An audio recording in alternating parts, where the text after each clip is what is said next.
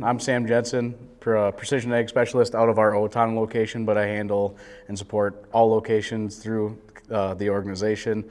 Been working for Kibble for almost 6 years now. So today I'm just going to go over some brief op center setup and clean up.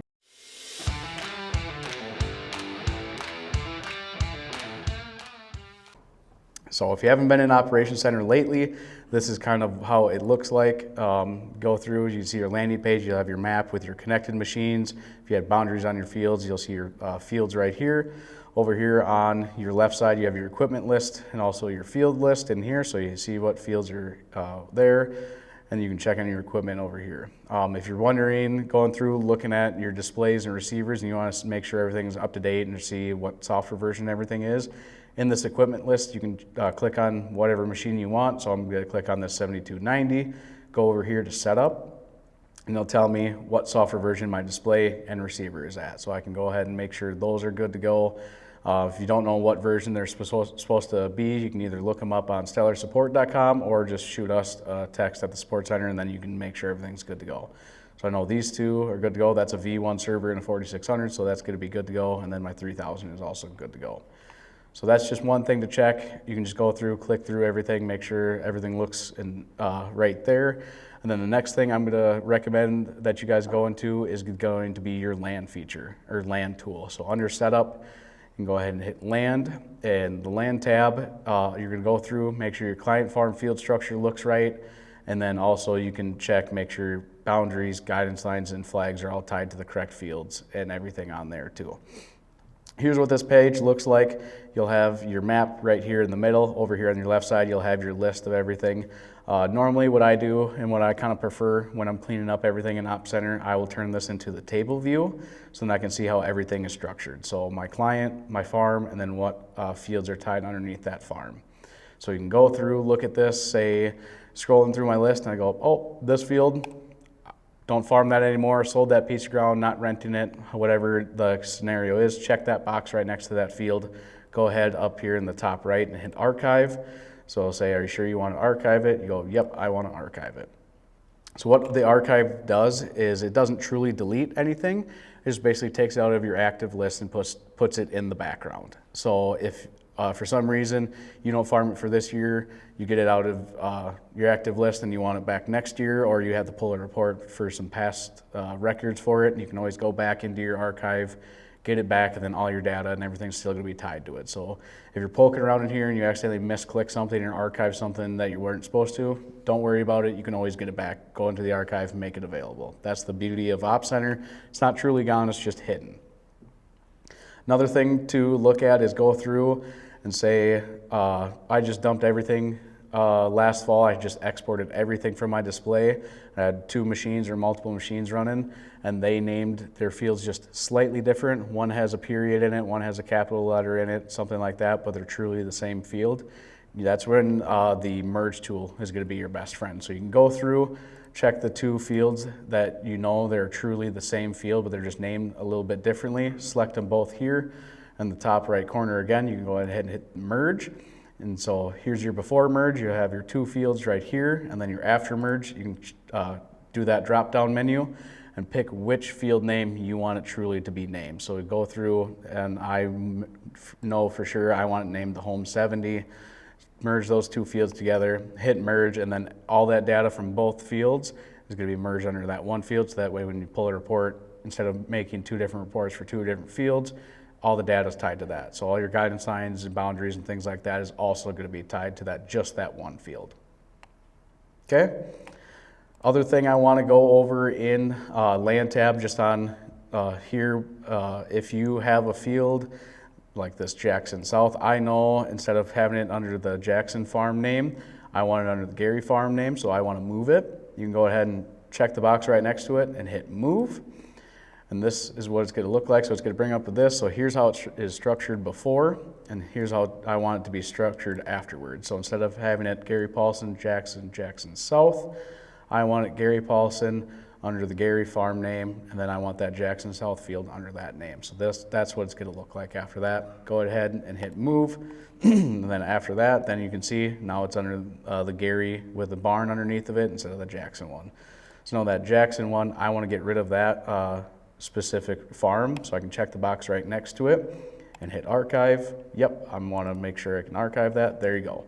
So now I have my client, my farm, and my field structure correct of how I want it and how it should be. So they go through, check all on that stuff. So that's going to be the biggest thing. That's where I see a lot of messy op centers and things like that, and stuff gets moved around, is there's too many client farm fields in there. You can just go through, look at it. You can also just print off a report of all these field maps and then go through and check them off, either archive them, merge them, or add new fields, different things like that. If you're going through and you have a new farm that you want to add in here, go ahead and hit add at the top and go ahead and hit field. It's already auto selected. Pick what client you want it under, pick what farm you want it under, and then put in your field name right here. Base station, you can just leave that to none, and then you can hit save, and then it'll kind of look like this. It'll have that dash line with a line through it because it doesn't have a boundary, but it'll have your field name right into your active list now. Okay? Kind of makes sense? Any questions or things on that so far? All right. And the other thing inland, so if you want to go through and look at your boundaries, guidance lines, and flags per field, go ahead and, so this home 70 farm, I want to look at this specifically. Click on the name of it. It's going to zoom in on your map, and then you're going to see your pink border is going to be your external boundary. These blue lines are your guidance lines, and then you have your flag icons there too. So if I want to go through, there's your boundary. If I ever needed to rename that farm or that field a little bit differently, that's where you can do it right here. You can go ahead and edit that field name if need be. Say you merge two fields together and you want it to be named either the whole farm, or you merge two 80s and you want it to be named the 160 now, you can go ahead and change the name right there.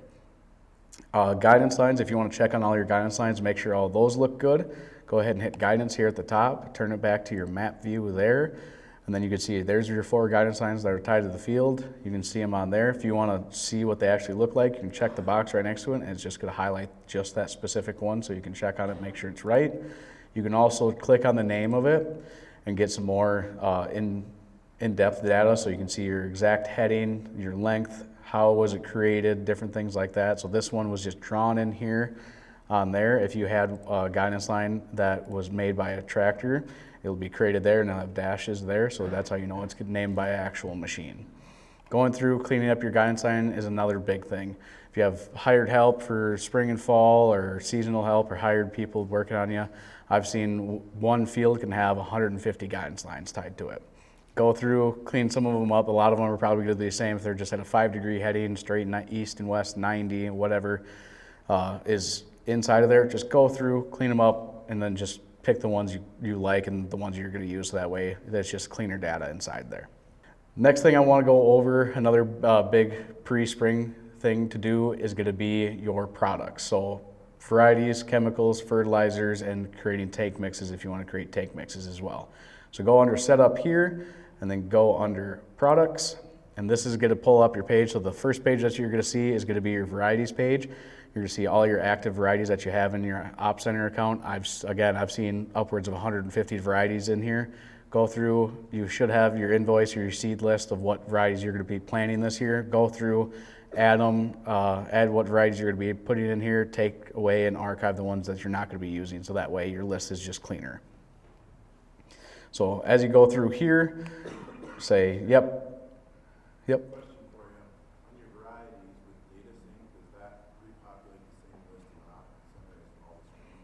Yep, so if you have data sync turned on, whatever varieties you have inside of your Op Center, if you add another one in, it's going to update all the displays that have data sync turned on. Yep, so Op Center is going to be the master list or the truth, and then your displays will have update those and everything. If you have data sync turned on and you added a variety inside the display, it's going to come into Op Center, but it's just going to be in the archive and not going to be in the active list if you have it turned on a different way. So if you ever have data sync turned on, Op Center, if you add anything to Op Center, it's always going to go to the displays. Good question.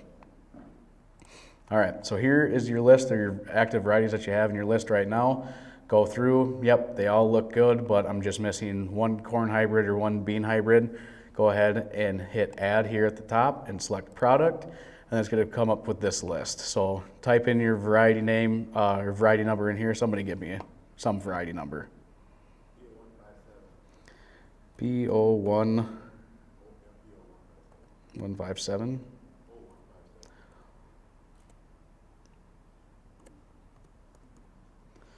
So you can go through here, and this list is pretty extensive. So Deere updates it. I don't know how they get their information, but they update it. So for all your varieties, chemicals, and fertilizers, you can go through. And if you don't see it in here, you can always hit this add custom product down here.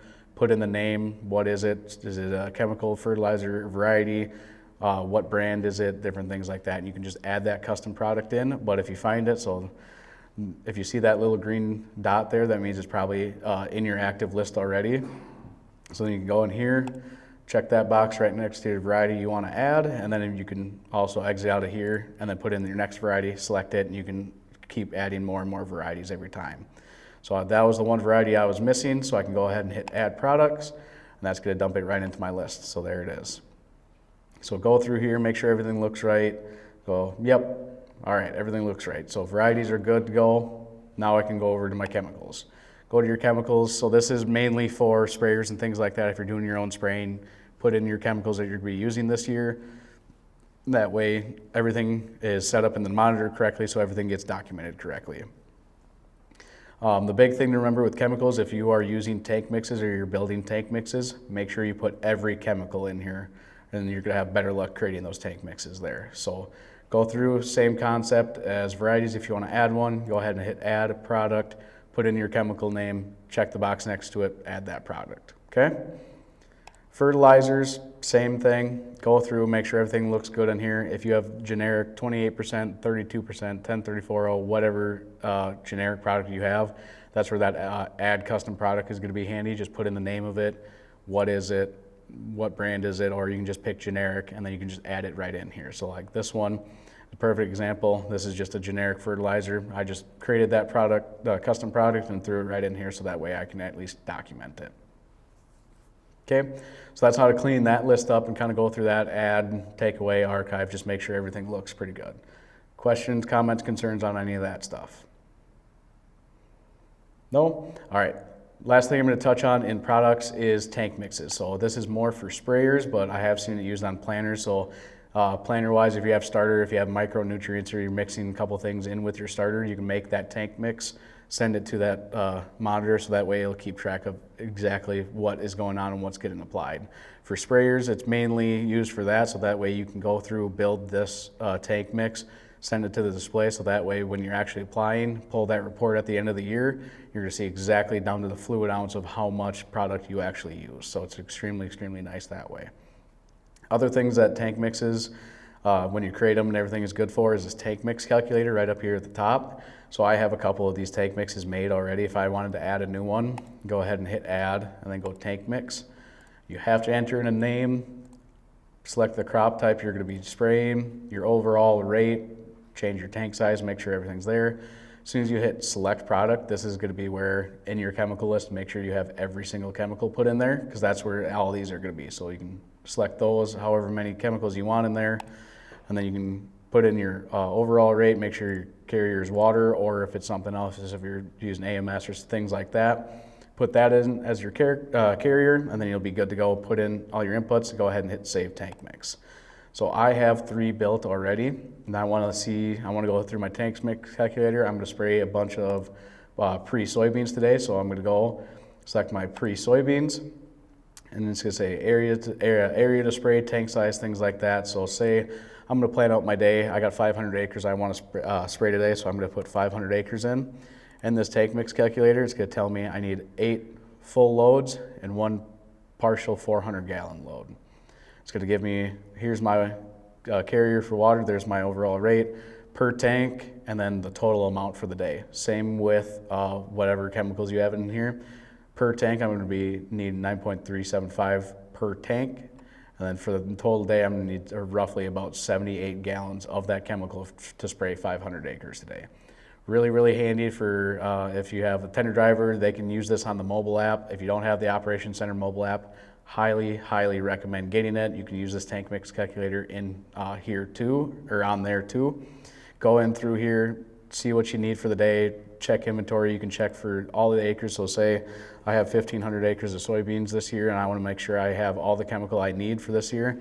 I'm going to need 234 gallons of that product to spray for all the acres I'm going to cover this year.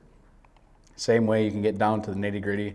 I went and sprayed 160 acres today for this field, but I ran out and I have 42 acres left. I got 42 acres. I'm going to need 840 gallons inside my sprayer, and I'm going to need 6.5 gallons to make that partial load. You can get down all the way down to that, so it is extremely, extremely handy to have. Like I said, if you don't have the Operations Center mobile app, highly recommend it. A lot of these tools I'm showing you, you can use inside that app. Okay?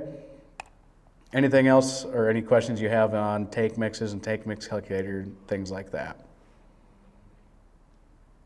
No? Billy, still nothing? All right. Yep. I got a question to go back to the beginning there, but if you want to take all your farms, you got a mess, and you don't care about past history, can you just hit all delete? Yep, so Can John Deere do it, or can you do that? so if you went into your land tab and you see everything is just junk data, I want to start fresh, I don't want anything in there, you just go into this table view, this checkbox right at the top left corner, check that box, and then you have all your items selected, go ahead and archive them all. Push them out of the background, and then you can just start completely fresh, and you can start with a new client, new farm, and put all your fields underneath there. Make sense? Kind of answer your question? Yeah. Good question though. You can go into your archive and truly delete everything out of here. I would never do that if I was you, because if you truly do need something or you have data tied, years of data tied to it, just keep it in the background. It's not going to make it Op Center any slower or anything. It's in the background. It's not in your active list. Just keep it. It's just cheap insurance, basically, is what it is. So I would highly, highly recommend never to truly delete anything out of your archive. Okay, all right. Next thing I'm going to go over is Setup File Creator. So it's not as big as it used to be now with Work Planner, but what we recommend is in off-season or after fall, things like that, export everything to the Operations Center and then do a factory reset on your Gen 4 and G5 displays. So what a factory reset does is just clear out all your old data, so that way when you come back in for the spring, you can load up this new setup file, everything that's on your Operations Center, all the work you did, cleaning everything up. That way it'll actually work for you in the displays, because everything in your Op Center matches up exactly with your display. So went through, you cleaned up your Op Center, you went and wiped all your displays. Now you're going to need a setup file to create everything new inside of there. Go under Setup and then Setup File Creator. Traditionally, for 2600s and 2630s, you'd have to do these to build your equipment profiles and things like that, and make sure everything's tied in with those 2630s and 2600s. G4 or Gen 4 and G5 is not quite as stingy when it comes to implement and machine profiles, but just remember for 2630s and 2600s, just select all your equipment when you're building these, okay? So here's what it looks like. You're gonna have your display type. So in this case, I'm just gonna build one for my 4600 armrest that I have in my tractor. So I have my display type in here and then file name. So I'm gonna name that Spring 24 V6. The reason I'm putting V6 back there, I've kind of gotten to the habit and the practice of naming each file and what version I'm making. So going through the spring or going in off season, and I'm going to reload all my displays, I'm going to make version 1, version 2, different things like that. So that way I can differentiate. My first file, I added most of the stuff in there, but then I was like, well, I forgot either a couple varieties or a couple fields, things like that. I'm going to go through and make version 2, so that way both files have already been sent to my display. I know I want to import only version 2 because that has everything I need instead of version 1. So just basically all I do that for is just to differentiate each file, what I build, and kind of keep my peace of mind of I can just import this one instead of importing all three. So that's the reason I'm doing that. V6 is because you guys are my last class, this is my 6th class, this is the 6th version. Next step is create new or create from existing. So if you went through, cleaned up your Op Center and everything, you're going to use create new. So the create from existing. So if you went through and your Op Center was pretty clean, didn't have to change much, you had a really good setup file from last fall or last spring, You can do create from existing, select that file, and it's basically going to mirror or match that setup file that you created before. And then you can just go through and either add or take away from that. Since I went through, I cleaned up a bunch of stuff in my op center, say, I'm going to do create from new, and then go ahead and hit start down here in the bottom right corner. It's going to bring me to my land tab. So this is pretty similar to your land tool. You can go through, you have your client farm field list, boundaries, flags, and all your guidance lines. So you can scroll through here, make sure everything looks right. Since you went through, did everything right, cleaned up your op center, you can hit this select all button basically right here. So in this little gray box, check that box. That's going to select all your client farm field list, all your active boundaries, guidance lines, and flags. Select everything. Yep, everything looks good. Scroll through the list quick. All right. Go ahead and hit next. That's going to bring you to your equipment. So this is where I said 2630s and 2600s are kind of complicated and they don't really like adding and taking away implements. This is where it's pretty crucial. If you have a 2600 and 2630, just check the box right next there, select all, and select all your implements. For G4 and Gen 5, you don't necessarily have to. It's a good idea to, but you don't necessarily have to. So since I'm creating this for the planter tractor and the planter, I'm going to select my 6140, go to my implements, select my 1765, and that's all I'm going to need for this setup file. So then I can go ahead and hit next, and that's going to bring me to my product list. This planter, I don't have any fertilizer running on it. I'm just going to solely planting corn and soybeans. I can go over here on the left side of here and filter it down to just my varieties. So then here's my active varieties I had in my list. So then I can go ahead and hit that select all button again. So then all my varieties I have active, that's what's going to be tied into this file. That's what's going to be imported into my display. Okay? Mixes, if you wanted your soybean, if you wanted your tank mixes, you can go to mixes and select those as well. But for in this case, I just want my varieties. So then I can go ahead and hit next. That's going to bring me to operators. If you want to keep track of who's planning what, or hired help, seasonal help, whatever it is, if you want to keep track of who's doing what, you can add operators in here. So that way in the display they can go in there, check their name. Yep, I'm doing this field. This step is not necessary to build a setup file. So in this case, we're not going to keep track of who's planting what. So I can just hit next here, and then here's my summary page. You can go through here. Yep, made for G5 and Gen 4 stuff. There's my file name. Go through my land. I got my 5 fields and all my stuff tied to them. 1 machine, 1 implement, my 8 varieties, and no operators. So, yep, everything looks good. I can go ahead and hit create file down here in the right, and then this is your next pop-up. If you have connected machines, which we do in this account, you go ahead and check the box right next to whatever machine you're going to send it to, and you can hit create and send. If you don't have connected machines, you're going to see nothing in your equipment list. You can hit create without sending. It's going to build that file. It'll say file built successfully, and then it's going to say go to files or create another setup file. So if you wanted to send it to, you created this file before you got a machine connected, you can just create the file. After it gets connected, you can send it wirelessly through files, or if you have to manually import something via USB stick, you can go ahead and hit go to files, and then it's going to bring you to your files page. You'll see the first thing that comes up is my Spring 24 V6 file that I just made. I can check the box right next to it and then hit download, and then download to desktop or device or via John Deere Data Manager. Plug in your USB stick, hit download to desktop or device, put a copy of it right onto that USB stick, and then you can go and plug it into your 2630s or whatever screen you got and manually import them.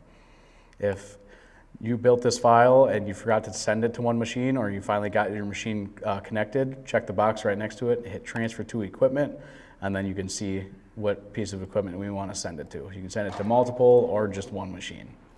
Okay? So that is Setup File Creator and how to send it to pieces of machinery, things like that. You guys have any questions on that stuff? All right.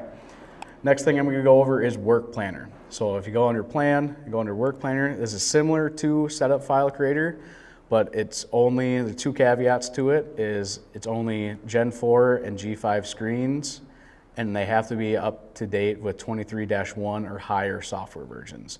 So like I said, going through, check and make sure what software versions your machines are at, make sure they're on 23-1 or above, and then make sure you can't use work planner for 2630s and 2600s. So only Gen 4s and only G5. So going into here, right now I don't have any work plan. Right at the top here you can see it's 2024 and I have it selected to tillage. I want to change that to seeding. So I can go to 2024, select seeding, and here's what it looks like. So you can see I've already created some of these plans in here. I'm going to make a new one for the Home 70, so I'm going to check this box. I'm going to delete that one. Yep, I want to delete it. Okay, so here's what it looks like. So you can see if you had nothing planned in here, just be that first screen that you saw. I have a couple plans here. I'm going to create a new one for that Home 70 farm. So I'm going to go ahead and hit this yellow button at the top, plan seeding. You can either select it right here in your field list on the left, or if you wanted to, you can just zoom in right to the field, click on the field, it'll highlight it, check the box. Okay, that's the one I want to do. If you want to do multiple fields at once, you surely can as well. You can select them all, plan them all that way. In this case, I'm just going to specifically plan just this one field. Got that, go ahead and hit next. Zooms in here so I can see my field boundary and see my field. Fill in my crop type. You can go the very bare minimum. If you select 5 or 6 different fields at once, you know they're just going to be corn. You can just select that, put them as corn and hit save. That you can do that. That's the very bare minimum you have to do for work planner. Then you can go into each individual one. If you had prescriptions, seeding rates, different things like that, you can fill that in later. But you can just do a bare minimum of just what am I planting there. So this crop for this field, I know I'm going to be planting corn. I can go ahead and pick one of my varieties, so I know I'm going to be using this Pioneer number. And in this case, I don't have a prescription. I'm not going to be using a seeding prescription for this field, so I'm going to put in my blanket rate. If I did have a seeding prescription imported into my op center, this is where you can tie it to your field and see that preview of that seeding prescription. This RX button right here, hit that drop down, and then you will see all the different prescription files you have in your op center. Go through, select the correct one for that field, and then it'll pop up right here on your field. And you can see all your zones, you'll see your legend to see all your seeding break, the seeding rates and everything on there. Make sure that looks correct, and then you can tie it right there. Yeah. Yep, so if you can keep them all in that zip file and then just dump them right into your files page, and then Deere Op Center will pull them all out from that compressed zip, and then you'll see each individual seeding prescription. Good question, good question. Okay, so I got my seeding rate in there. Now I can go down. My planner doesn't have any fertilizer on it, so I don't have to put any products or mixes in there. If you did, that's where you're going to do that. You can select either just your fertilizer, select your take mix, put in your rate, same thing with prescriptions. Then it goes down to guidance. So I have 4 guidance lines tied to this field. If I want to keep all those guidance lines in that tied to that work plan, I can hit include all, and then this green little star, all that means is as soon as you pull into that field and accept that work plan, that's going to be the first guidance line that shows up on your screen. That's all that means. If you wanted to select all of them or just a couple of them, check the boxes right next to it, do all that. It says AutoPath not available right here at the top. So for seeding, the only way you can use an AutoPath file is if you did like strip till in the spring or in the fall, and you're gonna follow with that with the planner. So if you went last fall, you did all your strip tilling and you recorded your AutoPath lines, it would automatically find that tillage source pass and then tie it right to the seeding work plan. And then that AutoPath file will automatically be there for you as soon as you pull in, then you can generate it and off you go. So another big thing with it is with Work Planner is if you are creating AutoPath lines with your planner this spring, come through with the sprayer or come back with the combine when it's ready. You create that work plan, it's going to automatically find that source operation, the lines you did when planning, tie it to that field, so then that way you can send it right to the sprayer, right to the combine. You also can use Work Planner right from your phone or the mobile app too. So say you came in and you planted it, and then 3 hours later, the sprayer guy comes and you're gonna put down your pre. As soon as he's on his way to the field, you can get on your phone, create that work plan, tie that AutoPath file right to that field, send it to the sprayer, so that way he has everything loaded up, ready to go. As soon as he pulls in the field, he's ready to go, okay? It's extremely, extremely handy. Same with harvest. If you use same AutoPath files, it'll automatically tie to it. Same with variety locator. inside of Work Planner, if you have a variety locator file tied to that field, if you documented everything correctly this spring, if you create one to send to the combine, you'll have your AutoPath file and your variety locator directly tied to it. You don't have to select them or anything. It'll find it, build it, push it right to that machine, okay? Go down a little bit. Equipment and operators, same thing as a setup file. It's not necessary, but you can fill it out. In this case, 6150, 1795. That's my only planter and planter tractor there, so that's why I'm just going to do that. Operator, I don't really need to keep track of that. And then your next thing is going to be work order and work instructions. These are the last two things you will see. If you're the operator in the cab, these are the last two things you will see on that work plan. You'll hit accept, make sure everything looks okay. These are going to be the last two things you're going to see. So you can put in, don't plant this variety, watch out for this fence line, there's a big rock in the northwest corner. Anything you can imagine, you can put in that work instructions and that work order. That's the last thing the operator is going to see before they start actually going through doing that, going through the field. Put whatever you want in there, go ahead and hit save, and then as soon as that builds, there it is right at the bottom. So here's my home 70, that's the one I just created. Corn, one variety, there's my seeding rate, and then I can scroll over here. Since it has an active boundary on it, it'll tell me roughly how much time is it going to take for me to plant that field. Okay, if you are actually active in the field, it'll say active right here, and it'll be a green blinking light, and your percentage bar will keep going up, and this number will start counting down, and it'll give you an estimated time to completion. Okay. Not a super big thing, but it is a kind of a handy, nice tool to see that. And you can see that on the mobile app as well. So created all my work plans, and I want to send these to my tractors. Check the box next to the ones you want to send, or if you want to send all of them, check the box right at the very, very top.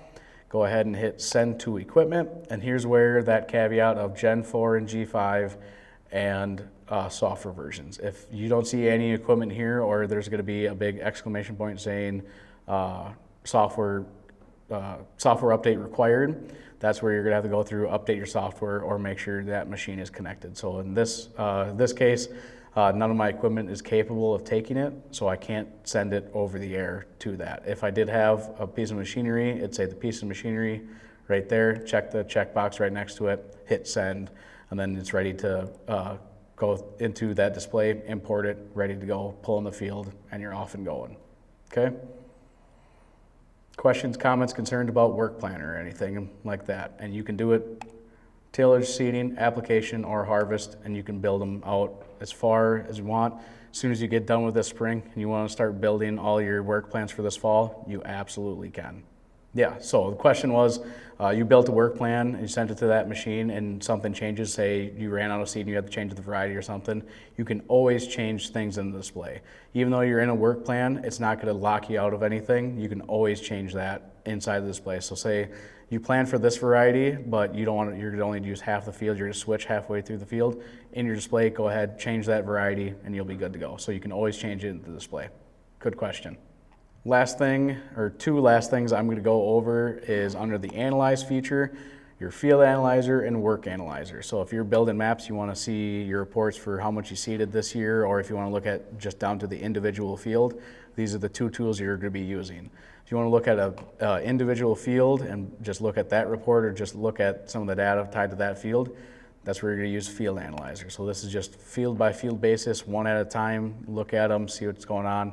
If you have a landlord that needs just wants to see what you got for yield for just this field or just that, instead of going through and making a whole report, you can just go through and see just that one. So if you click on Field Analyzer, it's going to bring you back to your main landing page. Go ahead and click on the name of your field you want to look at, and then go ahead and hit Field Analyzer right here. It's going to bring up your Field Analyzer tool, and you can go through and look and see what's going on. Here's your layers if you want to change those. So I'm going to go to my sweet corn seeding of 22. Look at that. I want to look back at that data. Go ahead. Here's my as applied map. So I can scroll down and look at this. Everything looks pretty good on there. If I want to look at some of my work totals and performance data, different things like that, equipment, who did what, there you go. So you can see all that stuff in here.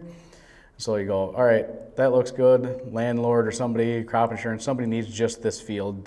That's all they want. You can go ahead in the top right corner up here, hit share export and download report. First screen is going to come up with is going to be make sure your map looks right, make sure it's centered, move around, zoom in, zoom out. Okay, yep, that looks good.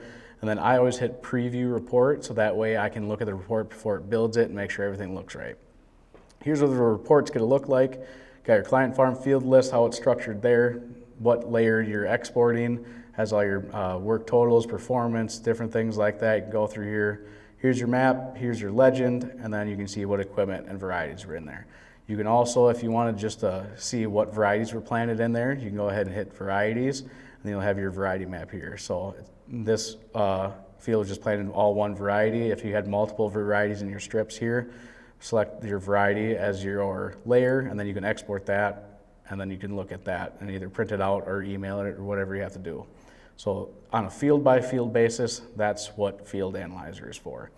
If you go through, you're done with spring, you want to see all your corn acres or all your soybean or just all your acres in total and build a report off that, go ahead and go under Analyze, go under Work Analyzer, and this is where you can either filter down to just one crop type, or you can do all your farms and all your crops all in one and build one report. So going through here, here's what it looks like, Work Analyzer. So I'm on seeding of 2022, and I have all my crops selected, so my corn, soybeans, and sweet corn. I have some of my data here. You can see your applied rate, total applied, different things like that can go through. This is some of your data that you have tied to it. So if you want to build a report and I want it like that Field Analyzer report, I want to see my map and all my data tied to it, you can go ahead and hit share export up here and then download report again. You're going to get 5 different options.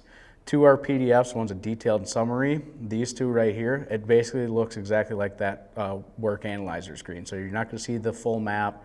It's just going to be a line of data with all your numbers and all your performance data tied to it. Same with your Excel spreadsheets, these 2. If you just need just numbers or want to dump it into another program for just numbers, get those spreadsheets. It's only going to be numbers, no maps. Scroll down here to your last option. This is your field report. This is where you can see your map, all your performance data, machines, different things like that. And you can also build different reports. So say I'm going to go through, I'm going to just make this as applied one. And so I'm going to need all those maps, and then I want to see all my variety maps as well. You can change that right here. So layer 2 export, you can go here, change that. So I have my applied, so I say I already made that report and I want my variety map next. Go ahead and include performance data, include your satellite background image if you want that Google Earth image on the background. It's going to export all my variety lists, so then I can hit download report. It's going to say share export. Your file's being created. So if you go through, this is only 4 fields, so it's going to take only like a minute or 2 for it to build it. If you have 20, 30, 40, 50 fields, it might take a couple minutes for everything to build in the background and that report to show up. So as soon as you hit that download report, it's going to say what that's going to be named, and then it's going to be in your files page. So then you can go ahead and click go to files, and then you should see that field report seeding 2022. There it is. So then I can check the box right there, hit download, and it's going to download it up here at the top. There is my seeding report. I can click on it. There you go. Here's my seeding report. As soon as it loads up, I can either save it, print it out, do whatever you want to it, and then go from there. So here we go. You can see here's the varieties I planted. Look at my maps, make sure they look right. Here's all my performance data. There you go. Okay, so that's what your Work Analyzer is for. It's for the whole farm or a whole season. That's what you're going to use that for and build those reports from. Okay, any questions or anything on building reports, either Field Analyzer or Work Analyzer? Nothing? All right. Last thing I want to touch on is team. So this is more to do with us so we can have visibility of your op center and your machine, so that way we can help you out if you have questions. It's really big for the service department to pull codes, different things like that.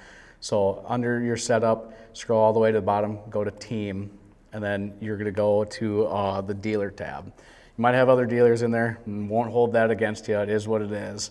But you can go in here and you can click on Kibble Equipment's name specifically.